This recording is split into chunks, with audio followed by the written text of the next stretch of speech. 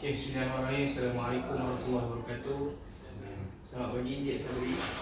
Minta maaf mengganggu lebih pagi. Kami nak buat sedikit interview lah mengenai kami punya subjek organisasi, kelakon organisasi. Jadi terdapat beberapa soalan yang kami nak tanyakan. Tapi sebelum tu kita nak kenalan terlebih dahulu lah dengan Cik Sabri. Saya nak minta Cik Sabri perkenalkan latar belakang Cik Sabri secara ringkas. Saya Ahmad Sabri Biabagani, pegawai SIP Partners di PPD Balai Bangsa. Baru bertugas dalam lebih kurang 6 tahun di PPD. Sebelum ini di pegawai PPD ni kebanyakannya memang berasal daripada sekolah. Sebelum ni saya di college daripada guru biasa, sehinggalah ke penolong kanan. Dia ada penolong kanan koko, penolong kanan hem, penolong kanan akhir pun. Sehinggalah di penolong kanan selama lebih kurang 20 tahun di Malay College, dan kemudian dilantik sebagai pengetua di SMK Temenggung dan juga di SMK Clifford. Antara dua sekolah tu dalam masa 4 tahun lah. Dan selepas itu diminta untuk membantu PPD sebagai SIP Partners. SIP Partners ni singkatan daripada School Improvement Partners, pegawai penambahbaikan sekolah yang mana tugasnya ialah membimbing pengetua dan guru besar serta SLT. SLT ni senior leadership penolong kanan. Dia pengetua, guru besar dan juga penolong kanan lah, untuk meningkatkan organisasi, meningkatkan sekolah lah, dari segi penjajahan murid, dari segi pengurusan sekolah dan dari segi bagaimana guru besar, pengetua dan juga senior leaders ini perlu menjalankan tugas masing-masing dalam memastikan bahawa sekolah ditadbir dengan baik lah. Itu tugas saya lah. Itu terus sikit tentang saya. Jadi sekarang Cik Sabri dekat sini berapa lama beli nak PPD ni? Di PPD baru setahun 2 bulan lebih kurang lah.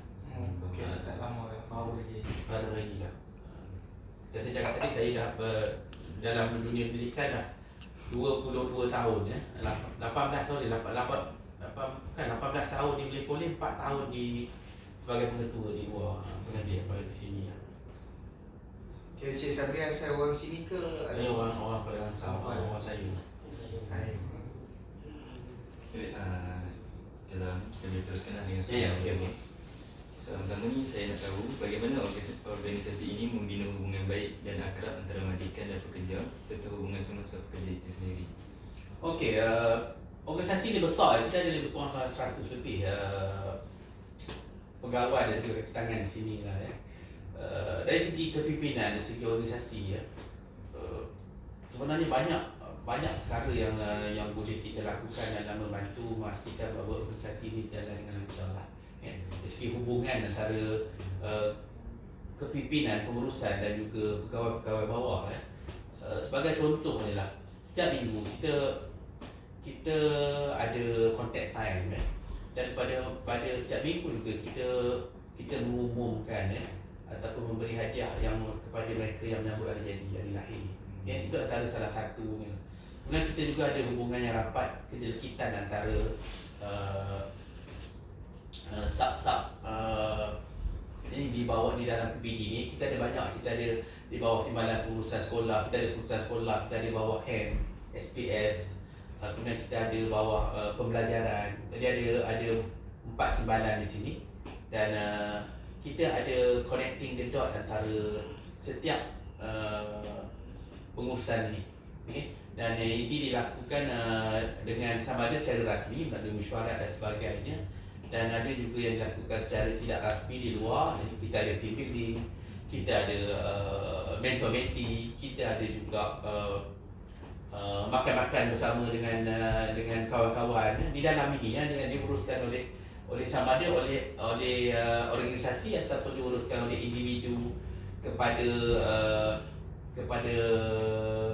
beberapa orang sebagai contohnya, sebagai mentor dan sebagainya, yang kita bawa makan luar dan sebagainya. Itu antara ini membina hubungan dan kita juga ada tim choir, dan kita juga ada tim yang futsal dan juga dari segi perusahaan kerja pula, bagaimana kita membina itu. Tadi contact time itu diguna tempat yang paling sesuai kita gunakan untuk membina hubungan antara semua pegawai dan juga warga PPD ni lah. Di situlah kita Tuan PPD dan juga pegawai-pegawai akan memberikan penekanan bagaimana nak mewujudkan hubungan yang mesra antara semua warga pendidikan, warga PPD di sini lah. Dan memang kita selalu memberi penghargaan, sangat selalu memberi penghargaan kepada pegawai-pegawai yang bertugas. Bagi contohnya kalau kita ada program yang melibatkan saya contoh sebagai saya jabatan kuasa sambutan dalam mana-mana program. Selepas saja program selesai, Tuan PPD akan memberikan skill kepada semua yang terlibat dalam program tersebut. Walaupun sebenarnya itu program dalaman, tapi setiap kali program akan ada surat penghargaan dan juga sijil penghargaan diberi kepada semua yang terlibat dalam program sebagai menghargai apa yang mereka telah lakukan untuk organisasi, walaupun ini hanya bersifat dalaman. Tapi ini adalah satu cara untuk kita menarik perhatian warga untuk bekerja bersama-sama dengan kita. Selain daripada macam bulan puasa ni kita ada sembahyang jemaah dan sebagainya, itu antaranya lah. Itu secara tidak rasminya, tapi secara rasminya adalah dalam konteks time tu kita memberi pelbagai penekanan untuk bagaimana nak meningkatkan hubungan antara warga di sini lah. Itulah ada banyak program-program yang dijalankan. Kita ada semalam kita ada iftar Ramadan di Masjid Kota Lama dan kita menjemput semua warga PPD hadir. Kita juga hari tu ada hari terbuka PPD yang semua warga PPD hadir. Tak ada kecuali. Sama juga dalam bulan lepas kita ada team building di Sedim Kulim hanya 2 orang atau 3 orang yang tak hadir, itu pun sebabkan ada perkahwinan dan sebagainya. Yang lain semua hadir menunjukkan bahawa berlaku orang kata solidariti antara kami di PPD. So kita ke soalan yang seterusnya. Saya nak tanya bagaimana majikan ataupun ketua-ketua di sini mengatasi sikap pekerja yang sering melanggar etika bekerja serta tidak menunjukkan prestasi yang bagus dalam bekerja. Okey. Dalam organisasi ada banyak sebenarnya kaedah yang kita gunakan ya. Dia ada kaedah yang rasmi, ada kaedah yang tidak rasmi. Kaedah rasmi dah melalui pilih yang kita selalu tekankan dalam konteks time ya. Bagi yang kadang-kadang tak pakai name tag, kadang-kadang pakaian tidak menurut bagian pejabat awam ya. Kita tekankan banyak kali bahawa ini mengikut pilih pejabat awam, ini mesti ada name tag, mesti ada ini pakaian dia dan sebagainya ya. Tetapi dalam masa yang sama bagi yang prestasi kerja kita nampak macam tak berapa okey dan sebagainya, kaedah yang digunakan ialah kita memanggil pekerja-pekerja ini dan memberi orang kata bimbingan untuk mereka meningkatkan upaya mereka dalam kerja. Kita jarang sangatlah kita ada surat tindakan dan sebagainya, sebab dalam organisasi ni pada pendapat saya lah dari segi kepimpinan, yang paling baik ialah bagaimana untuk memastikan bahawa mereka mahu bekerja dengan jujur dengan kita ya. Kita juga selalu menekankan tentang konsep integriti dalam perkhidmatan awam. Selalu ingat macam di PPD ni kita bekerja macam saya kan. Sekejap lagi saya akan keluar, tak ada siapa yang akan memantau saya. Tapi kita ada sistem kita gerak dan sebagainya. Tetapi penekanan yang paling kuat ditekankan ialah tentang integriti itu sendiri. Tidak ada siapa memantau, tetapi integriti kita untuk kerja di bawah di luar kawalan orang lain, di luar pemantauan orang lain, atas tanggungjawab sendiri. Ini ditekankan dan inilah menjadi budaya di sini lah.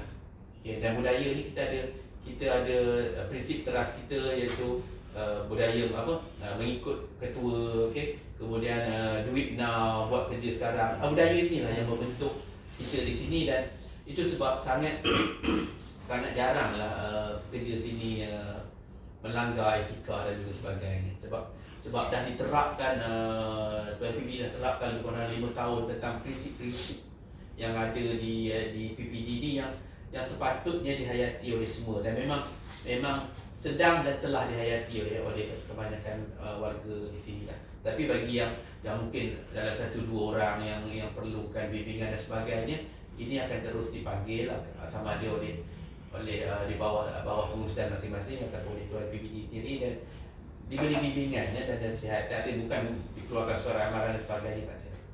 Okay, yang diberikan nasihat tu orang cakap dalaman lah antara Dalaman. Dia bukannya ada melibatkan JPN dan sebagainya, hanya di peringkat dalaman. Ya. Kita juga ada kaunselor organisasi, ada kita juga. Kalau ni kita akan rujuk kepada kaunselor organisasi lah. Tapi setakat ni untuk warga PPD ni tak ada lah. Dia lebih rujuk warga kaunselor organisasi ni, dia lebih kepada masalah di guru-guru di sekolah dan sebagainya. Sebab di sini tak ada, setakat ini saya tak ada lah dengar ada pegawai yang dirujuk ke kaunselor organisasi. Macam Cik Sabri cakap lagi yang pasal kalau ada pekerja yang macam ada masalah sikit, ada diberikan bimbingan tu kan. Bimbingan tu diberi oleh kaunselor ataupun Diberi bimbingan oleh ketua jabatan.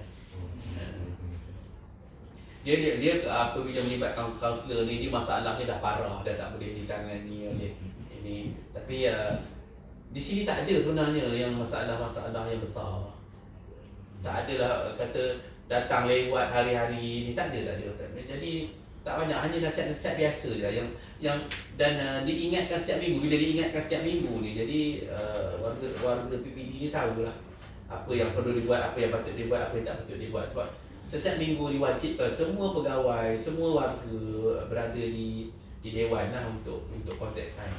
Daripada pukul 8 daripada mula dan mandi Fatihah Yasin sehinggalah contact time dibuat. Wajib ada, mesti ada, dan setiap minggu juga lah ditekankan tentang teras perkhidmatan dan sebagainya sebagai warga PPD. Itulah yang menyebabkan tidak ada masalah besar di sini. Okey, untuk soalan seterusnya, adakah organisasi di PPD ni kan memberikan apa-apa jenis sokongan motivasi kepada pekerja tuan, dan sekiranya apakah jenis motivasi yang tuan berikan kepada semua pekerja untuk memastikan mereka ni sentiasa memotivasi? Ya. Kita dari segi dia ada banyak kaedah yang kita gunakan. Dari segi sama ada penghargaan, dan penghargaan pun ada banyak bentuk. Sama ada dari dalam bentuk kalau biasa APC tu tahu itu memang setiap tahun ada, tapi tak ramai dalam organisasi, dalam 7-8 orang. Tetapi penghargaan yang saya sebutkan awal tadi, penghargaan hari jadi, kemudian perkahwinan, ucapan-ucapan tu sentiasa ada. Kalau tengok ucapan hari lahir, tiap kali ada je ucapan hari lahir, semua orang akan mengucapkan hari lahir kepada pegawai itu. Malam nanti dia akan balas terima kasih kepada semua. Itu antara yang ini, itu budaya yang kita lakukan di sini. Selain daripada penghargaan yang kita beri sewaktu contact time, dan juga penghargaan yang tidak rasmi, terima kasih datang, okay? Macam Tuan PPD, kalau semalam kita pergi iftar, okay, terima kasih Sabri datang, terima kasih datang. Itu sebenarnya satu bentuk penghargaan yang tidak memerlukan sebarang kos, tetapi dia memberikan impak yang sangat tinggi kepada organisasi, kepada pekerja untuk memberikan yang terbaik kepada organisasi lah. Jadi memang penghargaan macam saya kata tadi ada dalam bentuk pujian, dalam bentuk sijil, dalam bentuk bagi kek hari jadi contohnya yang kemudian dari segi kita ada team building, itu juga penghargaan sebenarnya, bawa keluar dan sebagainya. Itu penghargaan yang kita lakukan lah kepada warga PPD. Untuk soalan yang berikutnya, boleh tak saya nak tahu macam mana Tuan Sabri ataupun ketua-ketua yang lain menggalakkan gaya komunikasi yang sihat dalam tempat bekerja? Okey, soalan yang bagus, sebab komunikasi ni sangat penting lah sebenarnya dalam organisasi ya. Tambahan macam kita ada sektor pelajaran, kita ada sektor perancangan, sektor pendidikan sekolah dan kita ada sektor bangunan murid, 4 sektor dan bagaimana kita nak menggalakkan dengan adanya kita selalu berbincang, dan juga kita kerja di PPD ni dia kerja yang ini di sekolah. Sebenarnya bukan kerja di PPD, kerja tu ada di sekolah kita bantu sekolah dan sebagainya. Dan dia memerlukan hubungan yang rapat antara setiap sektor ni. Sektor pembelajaran dia lebih pada akademik. Kemudian sektor apa? Perancangan akan ini apa yang perlu dibuat di sekolah. Kemudian sektor pengurusan sekolah, tentukan guru mana ada kat sekolah, pejawatan dan sebagainya. Jadi selalu ada perbincangan-perbincangan tidak rasmi dan juga perbincangan rasmi antara sektor-sektor ini. Melibatkan semua warga lah. Dan perbincangan inilah yang membantu untuk meningkatkan komunikasi antara semua. Kita nak connecting the dot. Kalau tidak dia macam tidak bersambung. Kita ada sektor ni, sektor itu. Dia macam susah juga lah. Ada sektor akademik, ada camp, ada ni. Jadi ada perbincangan rasmi, ada perbincangan tidak rasmi dia buat. Okay? Dan selalu perbincangan ini diadakan antara sektor-sektor ini untuk pastikan bahawa sebarang masalah ataupun sebarang program yang dijalankan boleh berjalan dengan lancar. Sama ada perbincangan secara rasmi ataupun perbincangan secara tidak rasmi, dua-dua itu dijalankan.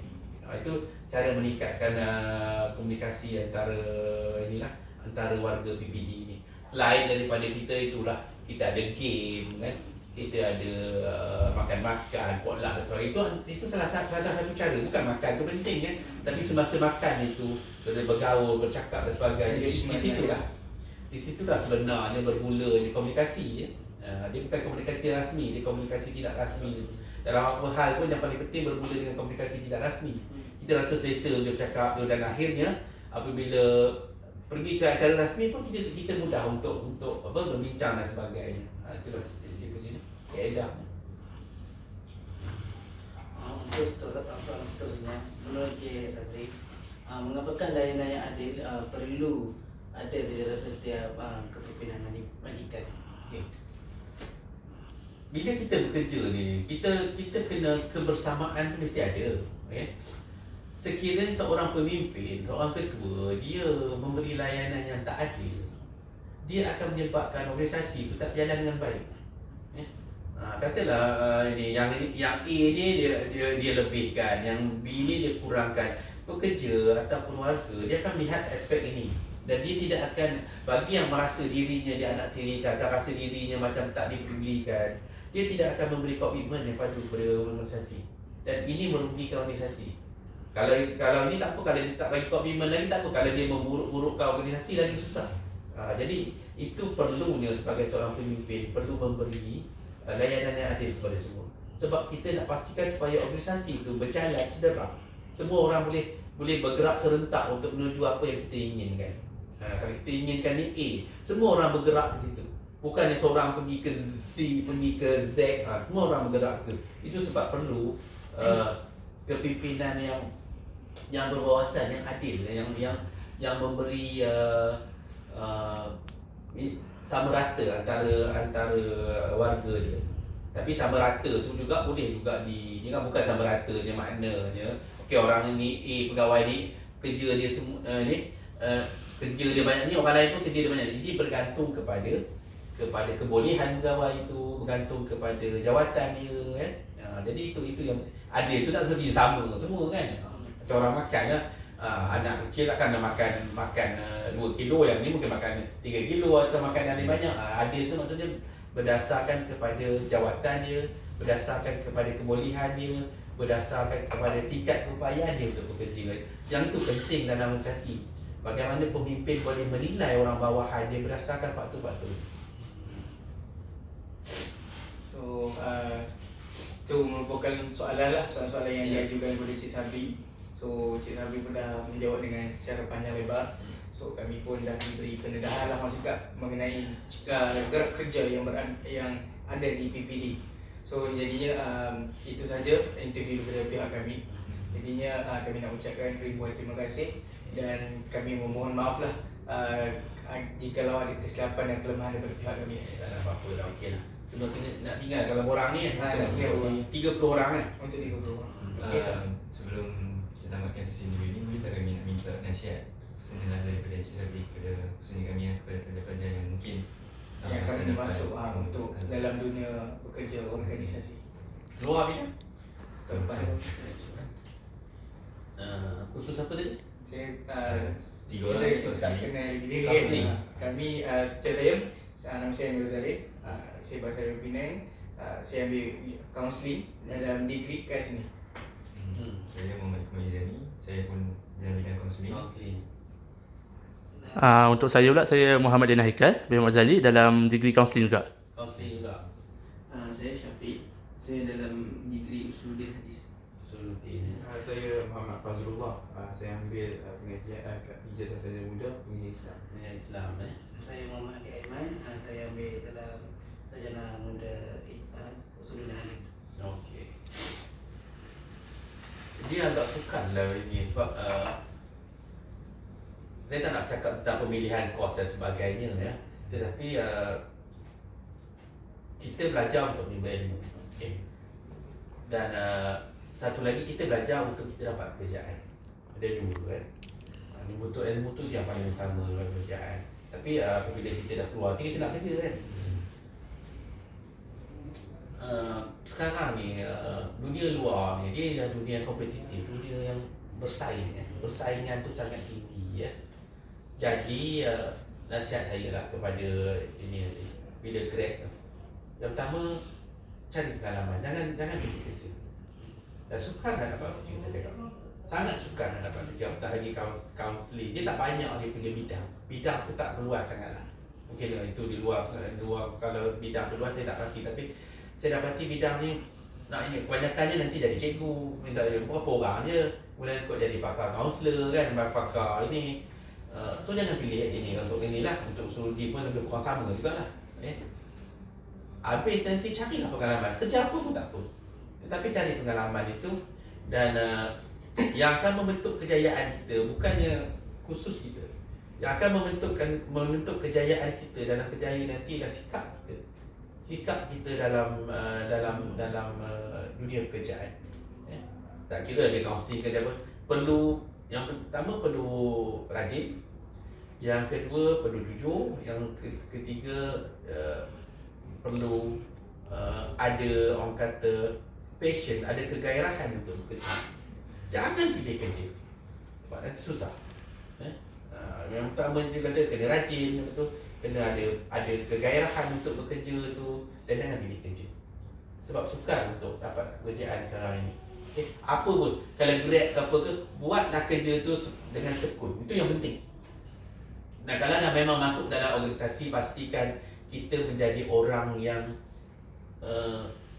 dirindui untuk kita ni bekerja orang yang diharapkan oleh orang lain. Bukan orang yang kata kalau tak ada lagi bagus. Ingat betul-betul tu. Kena tukar attitude.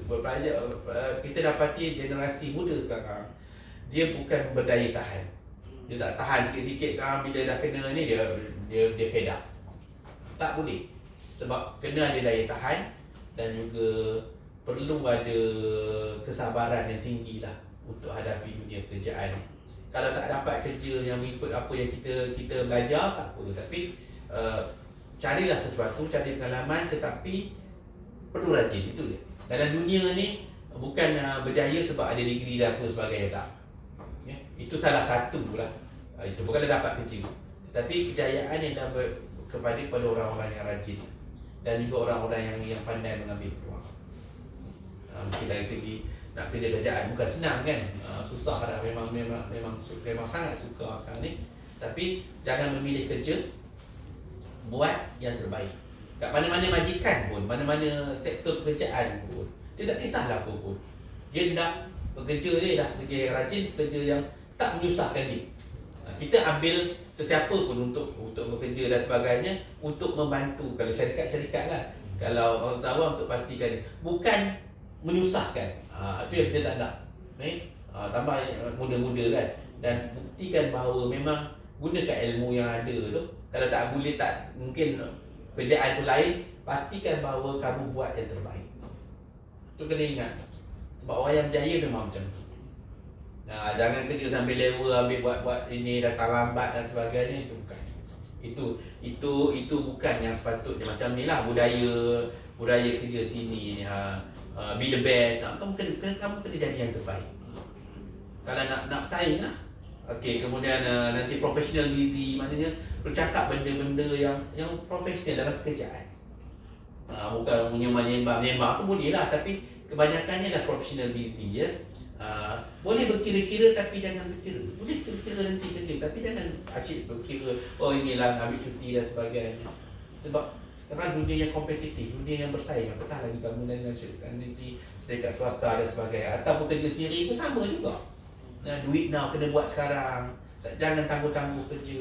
Itu prinsip-prinsip yang kita gunakan dan boleh digunakan sewaktu kamu kerja nanti. Saya risau kenapa? Sebab sukar nak dapat kerja dan lepas itu kamu cepat untuk tukar-tukar kerja dah dapat tukar. Ini sebab kepuasan tu mungkin tak ada kan ataupun gaji ni. Tapi kalau boleh biarlah satu kerja yang terus yang maknanya yang lekat terus dan boleh memberi masa depan yang cerah. Kalau tak ada, niaga kamu. Nabi kata 9 10 niaga. Jangan harapkan sangatlah kerjaan daripada sektor awam, sektor swasta ke. Kalau seorang Usuluddin apa kan ramai seorang buat package umrah apa kan pergi ni. Itu pun dah boleh lepas dah. Counselling, pandai-pandai dah nanti macam mana. Tapi persaingan sangat tinggi. Saya beritahu persaingan memang sangat tinggi. Bukan mudah nak dapat pekerjaan. Tetapi kena ingat juga mak ayah kamu hantar kamu, akhirnya mak ayah dia fikir ni dia yang penting anak dia ada kerja. Dia sebenarnya mak ayah ni yang kalau boleh dia naklah kerja tu setara dengan apa yang anak dia dapat kan. Kalau dia degree lah. Tapi saya sebagai seorang ayah, yang penting anak saya ada kerja dan kita tak risau lah, dia lepas. Walaupun dia mungkin tak boleh bantu kita, mana nak bagi duit ke apa tak apa. Tapi kalau mak ayah tu yang memang susah terpaksa bantu kan. Tapi yang penting kamu bila keluar nanti bila dah habis tu, please lah kamu lelaki tolong jangan nyusahkan mak ayah. Jangan pergi duduk lagi nak telefon nak ni bayar. Sorry lah, pergi terus cari kerja. Tak kisah kerja apa. Walaupun terpaksa kerja tu Grab ke apa ke, duit tak apa. Tapi carilah peluang macam Grab tu boleh buat 5-6 ribu sebulan kalau rajin. Buatlah. Jangan fikir juga aku degree takkan nak buat benda ni dah. Sekarang tak ada lah. Sekarang bukan berfikir macam tu. Sekarang ni ialah berfikir untuk cari peluang dan pastikan bahawa kamu kumpul inilah. Sebab kamu nak berkeluarga lepas ni. Kamu lelaki. Bukan kita bukan orang perempuan Orang perempuan tu susah sangat dapat lelaki selamat lah dia. Orang lelaki, orang perempuan dia risau pasal dia belum kahwin. Orang lelaki falsafah dia risau lepas dia kahwin. Kamu kena ingat betul. Orang perempuan dia risau bila dia tak kahwin. Sebab dia takut dia tak ada ni. Orang lelaki dia tak risau dia tak kahwin. Dia risau bila dia dah kahwin. Baru dia tahu tanggungjawab tu besar, sangat besar. Sekarang tak ada tanggungjawab orang lelaki. Orang perempuan risau lah bila aku nak kahwin dengan siapa ni. Kamu tak risau pun. Ingat cakap cikgu ini. Orang lelaki akan risau apabila mula kahwin. Dia akan mula risau. Dia haram tak risau. Saya kira dia cakap kamu akan dah relax lah, tak ada apa pun. Kamu tak rasa apa, kamu tak ada tanggungan apa. Kamu akan sangat risau dan kamu akan sangat menyesal apabila kamu dah ada keluarga. Masa itu kamu akan menyesal. Apalah aku tak buat betul-betul dulu, ni susahnya, baru kamu akan rasa. Bagi mak ayah pula, kita tak risau apa. Kita nak anak kita lepas je. Boleh sebab cukup. Tapi kalau kamu lelaki, kamu kenalah sebab boleh sebab tu sebab dengan keluarga kamu. Jangan pula kamu minta duit ke mak ayah kamu. Itu yang penting. Dia tak nak apa-apa pun sebenarnya. Tapi macam itulah kalau orang yang susah tu kamu kena bagilah kepada mak ayah kan. Itu. Memang mak ayah tak akan risau lagi kamu tak ada kerja. Percayalah walaupun kamu tengok mak ayah kamu duduk kat rumah kamu relax apa, dia akan risau. Cuma dia tak bagi tahu kamu. Nanti apalah anak aku dia tak kerja lagi. Dia akan risau. Sampai bila kalau kamu tak kerja sampai mati dah dia risau. So kamu jangan menyusahkan. Dia menyusahkan mak ayah kamu. Walaupun dia tak bagi tahu apa kan. Kamu jantan lelaki. So lelaki kerja dia memang cari ini. Tak apalah, isteri besok ada apa, ada gaji itu lain, itu cerita lain. Tapi kita habis je nanti cari kerja. Jangan nak rehat-rehat lama-lama, kau dah rehat lama lah. Tak payah nak rehat lah. Kamu masa kat usaha ni pun dah rehat. Bukannya banyak apa 16 kredit, 17 kredit. Tak ada masalah. Kamu jangan menipu sangat ni. Semua dah relax lah. So kerja kamu sekarang ni patutnya sekarang dah relax ni pun dah boleh dah cari-cari apa-apa peluang-peluang pekerjaan yang betul. Sekarang ni peluang pekerjaan bukan semestinya 85, 84 ni kan. Kadang-kadang kalau ambil Grab tu boleh je sebenarnya. Kamu boleh. Kamu ialah generasi yang sekarang ni kamu apa kamu boleh. Generasi yang sebenarnya boleh melakukan banyak kerja. Tanpa orang kata perlu duduk depan pejabat, duduk di pejabat dan sebagainya. So carilah peluang-peluang ni. Jangan tunggulah nak kerja macam ni dapat bilik satu bilik. Ini angan-angan zaman dulu. Kecuali dah kamu dapat 3.5, 3.9 itu ada harapan. Anak saudara cikgu Hidayah tu dulu kaunseling, dia dapat anugerah diraja tahun 2000 apa. Lepas tu masuk UPSI, dia jadi cikgu umur 28 baru jadi cikgu. Itu anugerah diraja tu. Kalau sorry tu say lah, kalau kamu 3.2, 3.3 mati kamu nak bersaing dengan orang lain. Maksud dia cakap awal-awal jangan harapkan sangat pekerjaan dari mana-mana ini. Kerajaan memang tak ada chance lah kalau kamu jadi cikgu. Swasta ambil lah mana-mana yang kalau boleh biarlah seiring dengan kita punya ilmu tu supaya dapat gunakan. Tapi kalau tak ada tak apa lah. Sebab dari segi pekerjaan ni benarnya yang kita belajar tu tak ada guna sangat pun sebenarnya. Kecuali kalau kamu jadi kaunselor ada lah guna ini kan. Tapi kalau kamu bukan kaunselor jadi marketing apa tak ada juga, cuma gunalah nanti skill je tu macam tu lah. So pandai-pandai dia nak hidup. Semua dah besar-besar, dah jambang, orang nak kahwin dah semua. Kamu ada makwa, tapi pastikan kamu jangan menyusahkan mak ayah. Nak ada makwa, terpulang, tapi ikutlah hukum agama tu. Jangan menyusahkan mak ayah. Itu pesan. Kerja kena bagus, kena buat betul-betul. Sebab risau budak muda sekarang ni tak tahan, tak berdaya tahan. Kena marah dah cabut ni, berhenti. Memang tak ini. Kita dah tengok lah. Betul. Nak solve problem pun tak reti. Sebab kamu semua tak tahu lah generasi anak cikgu pun. Nak pegang pisau pun jarang, nak pergi dapur pun jarang, nak pergi nak keluar rumah pun mesti rumput pun jarang. Sebab pekerjaan itu dia menyebabkan kita berfikir. Nampak je bodoh dia tu. Kerja kat dapur ni, sidai kain, mesti rumput.